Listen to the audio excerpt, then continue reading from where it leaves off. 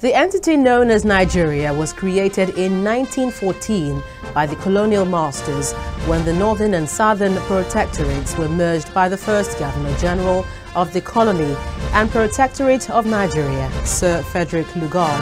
But this year marks 100 years of that amalgamation. How has the territory known as Nigeria fared over the last 100 years?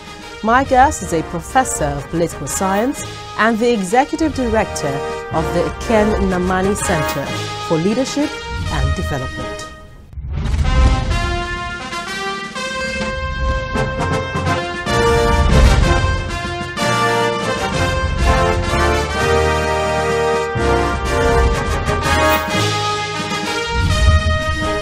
Hello there, glad to have you join us on the program this week. I'm Gloria Omezuke. Now, how did a diverse people, language and culture become one nation? This is one question my guest will be addressing this week as we reflect on the amalgamation and leadership problems in the country. And don't forget, this issue has raised a lot of eyebrows, so we would examine that. But first, the Minister of Information, Mr. Labaran Mako, believes that the 1914 exercise that gave birth to the nation known as Nigeria has a divine purpose. Listen to him. Some people continue to argue that the emergence of Nigeria is a matter of geographical expression, or Nigeria came to being by force of Britain. Now tell me, and I want to say it clearly, every other country came into being by force, either of one family conquering other families to establish its own civilization, or one clan conquering other clans to establish its own authority in a community or a kingdom, or one country conquering other countries to establish an empire. No nation came into being by lovemaking. Every nation came into being by force. So if Nigeria came into being because Britain conquered some of the territories and made them one country, that is how every country came in. These are matters beyond us. But the reality is that God has a hand in every drama. And nations emerge as a result of the drama of human activity.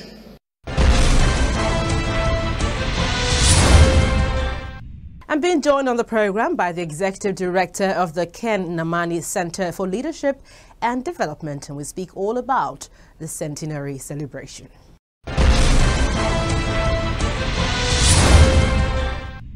Professor Ebere Onwudiwe, you're welcome to the program. Thank you very much. Well, let's begin with Nigeria's 100 years of nationhood, even though that is still under contention.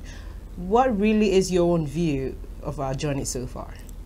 Okay, well, I think there is need to acknowledge the fact that the North and the South were brought together at one point in our history, but Lord Lugard. That's a historical fact. And that anything that lives on for 100 years is worth celebration of some sort. And to that extent, the country is justified to celebrate a century of being together.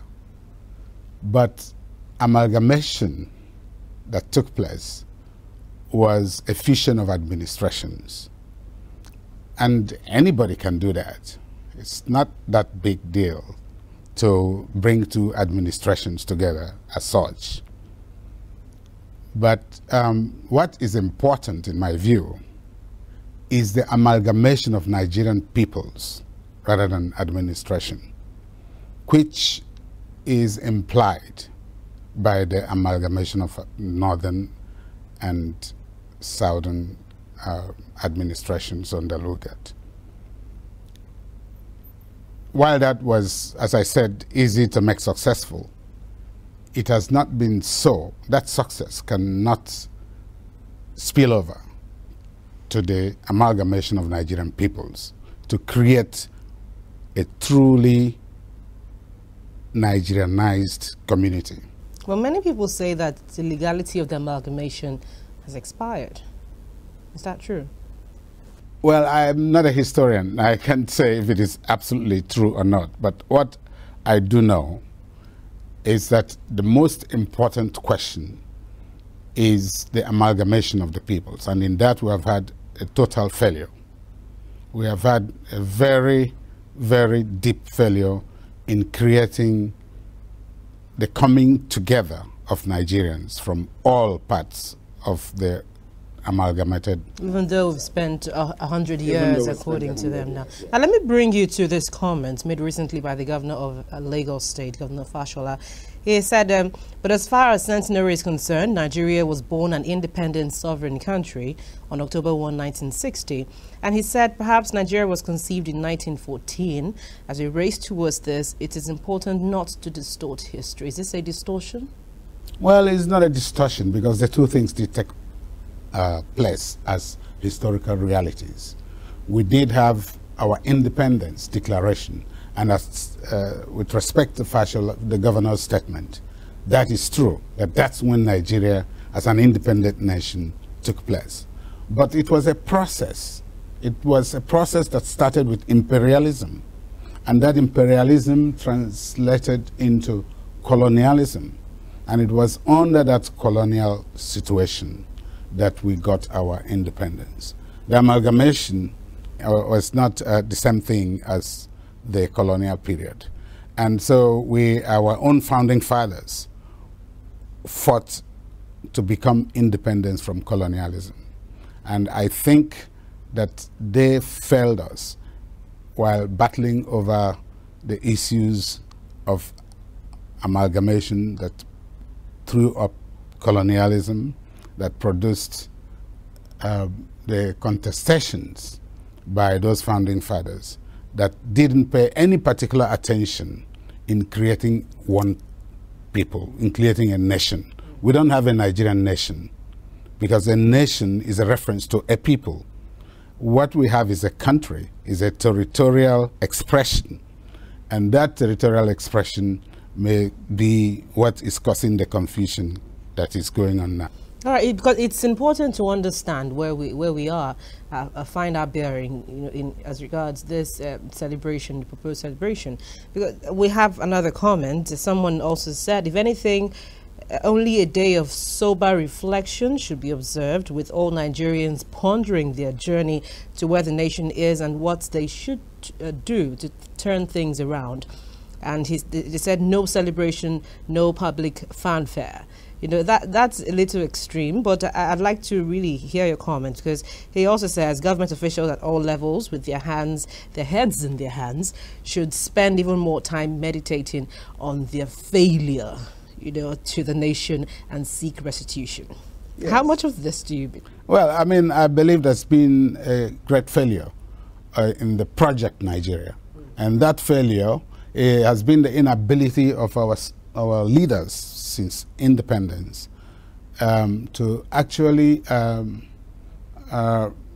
work against what colonialism established. Look, if you look at the map of Nigeria, you immediately see the imbalance. There is this huge north that is sitting on the shoulders of a feeble southwest and southeast. It was looking like a suffocating picture. And this imbalance, which was imposed by the colonial powers, was the source of agitation. It was the source of discomfort that this country has had to bear all these years.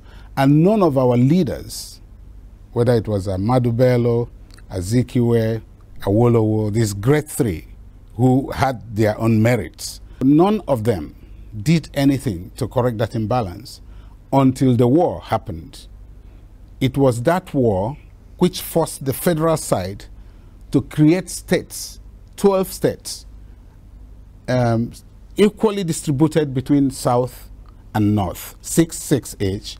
And these 12 states were created to seek the minority support for the war against Biafra. And that situation is what started to correct this imbalance of the geography. But did it eventually do that? Pardon? It did not succeed in any way, did it? Well, yes. The map is still there, but the one central government is now not the same. We now have 36 states as opposed to 3 regions. And that had a way of removing that agitation some, even though some people still want some states. But that first picture that was imposed as a result of the amalgamation, because the maps were not done by Nigerians. The map of Nigeria was imposed by colonial power. That actually was a distortion that is now being reduced through the creation of states. Now, it seems almost, hard to believe that the nation is still grappling with the concept, for want of a better word, of unity, because even as we celebrate 100 years, so to speak, that unity problem is still there. Is this a universal thing, or is it just about us? Yeah, it is our failure that we have not been able to create a Nigerianization of this society. People here in this country are first members of their ethnic groups before they see themselves as Nigerians. That remains a big problem, and that big problem is still there. The expression of it, the clear expression of it, is that in 2014, after 100 years of existence in the amalgamation, we are going to have a national conference where this problem is going to be, which we are looking for solution for this problem since that time, since 100 years. So if you look at amalgamation on the basis of the Nigerians coming together as one, it was a total failure. But if you look at it as a fusion of administrations, of the Northern Protectorate and the Southern Protectorate, like I said, it's a piece of cake for any administrator to do when you compare it with the serious job of forming a nation out of a heterogeneous nationality as we have. Because some people have gone to the extent of saying, and in fact an extreme of saying Nigeria is a mistake. Well, what they give these, look, I think creating a big Nigeria is a very good thing, not only for Nigerians, but for all black people. This is the biggest concentration of black people in the world. And if we can have a collective voice that is informed by oneness, by unity, then we are going to be in a very strong position to not only protect the interests of Nigerians, but also speak out whenever black people are abused anywhere in the world. All right, we'll come back to the issue you mentioned earlier on the national dialogue when we return from this break. Join us again.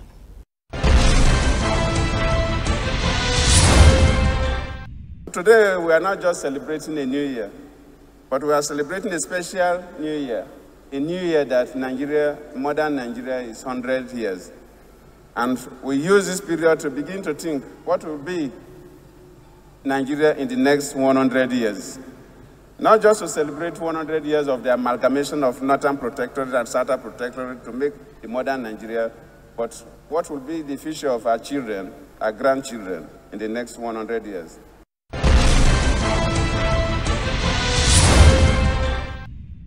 Welcome back. We're still with the Professor of Political Science and a former consultant to the United Nations, Professor Ebere Onwudiwe. Thank you for joining us once again. Thank you very much. Well, still on this issue of the Centenary celebration, you mentioned earlier about the national dialogue and all the problems that's associated with it. Now, what exactly is your perspective on this? Is this the right solution to the political crisis we're facing now?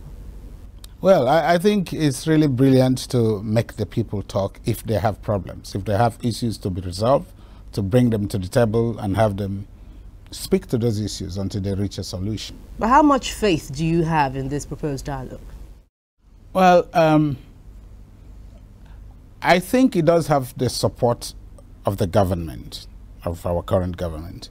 And I think if it is structured in such a way that a lot of people are going to accept it, it should happen. It should be able to create or come up with solutions to some of our problems. Because you see, the biggest problem we have goes back to the point that we made before, and that is we have a problem. We have a nationality question, and this nationality question is that we now have a country in which there is basically very limited agreement on who is a Nigerian.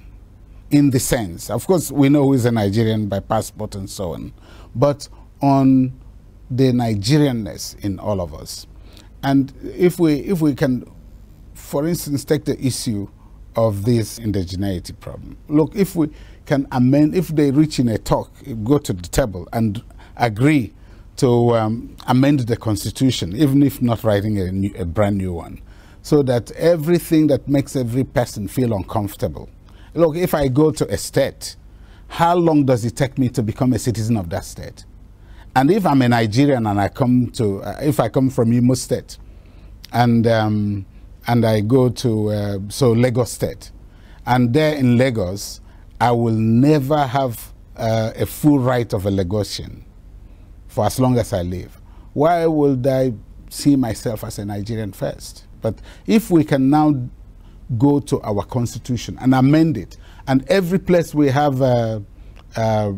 indigene, we remove it and put resident. So that if I go to Lagos or you come to Imo State, and we have a rule, a constitutional provision that it takes you, once you stay 5 years or 4 years or 3 years in this state, then you have all the rights and privileges appertaining to anybody born in that place. If we don't have to use your parents, your grandparents being born in a place to make you a citizen there, then we are going to be resolving a lot of the problem that is created between people's ethnic group and their Nigerianness.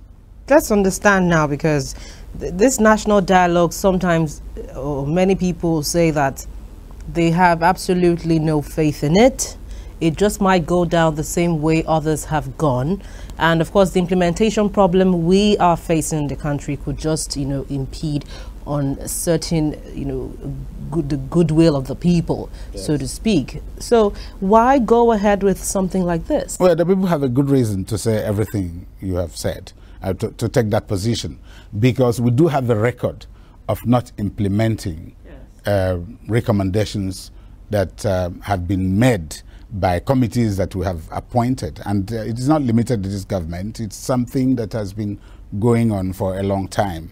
And these talk shops come and they reach very important decisions and nobody implements them. So they become instruments. They become political instruments. And for many people, this may be one of those. And who knows? It's not for me to say whether, I'm not in the mind of the president who convened it, to say whether he is going to do like other presidents had done in the past, or like his own administration has done with some other committees that have been set up. And people are saying, look, what did you do with this committee? Why are we calling this one? So people, all the Nigerians have, are justified to be a little reticent about this thing.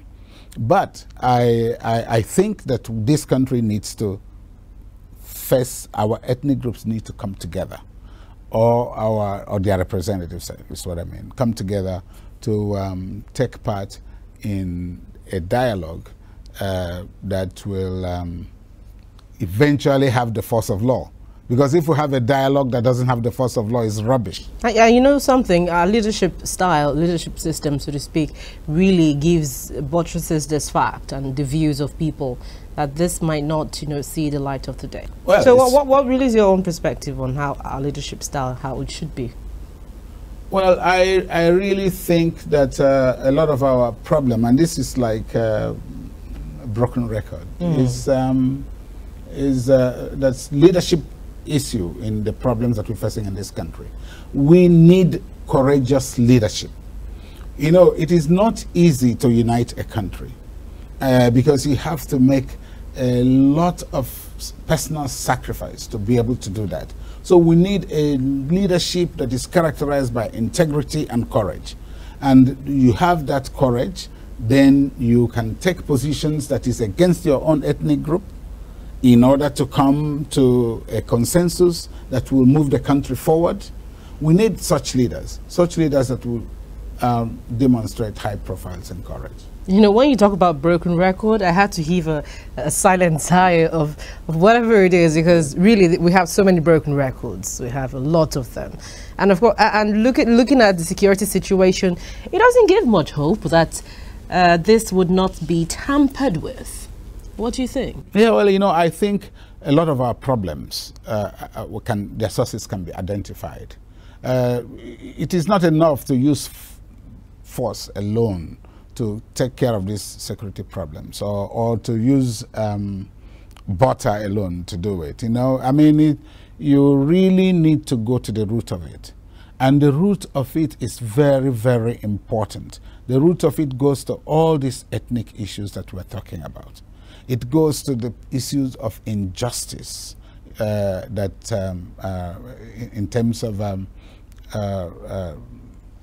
terms of resource distribution in this country. It goes to the issues of our inability, our economy's inability to solve the problem of poverty and illiteracy. It goes to so many issues that are not at once immediately political, as some people say, or religious. So it has to be a holistic approach in the solution of the problems that we are faced with. I'm not saying that some of these problems are not political or even religious, but I'm saying that in totality, it will become more difficult to recruit the foot soldiers to participate in these security issues if we improve the situation much more generally in the country. Now, as a professor of political science, a former professor, what really is your assessment of the political future of Nigeria? Now, we have less than a few months, so to speak, to 2015. What do you think is going to happen given the situation of things now? Well, you know, there was a prediction by the U.S. intelligence group that this country is going to dissolve, come to but I'm glad you came to that. Yeah, came to a point of disintegration come 2015. What I can say is that these things are based on scenarios that are built by these intelligence services. And these scenarios are informed by actual variables that are plugged in and come up with these scenarios that inform their predictions. So, while these predictions are, while so many people have predicted Nigeria's death for so many times, but if each time it comes, we consider the source and we take it very seriously. And we take our eyes on, we put our eyes on the message, not on the messenger. And if we put our eyes on the message, then we will ask ourselves questions. What kinds of variables informed their predictions? And we will find that maybe some of these variables actually exist. Maybe our income distribution, maybe the poverty rate, maybe our population growth, and is a mismatch with our economic growth. There's so many things that come into the decision that we need to actually not sweep under the carpet, that our country needs to face squarely and address them ourselves before these predictions come to pass. Very well, thank you for sharing your thoughts with us, Professor Ebere Onwudiwe, Professor of Political Science and, of course, former consultant with the United Nations. Thank you for coming on Dateline. Thank you very much. I appreciate it.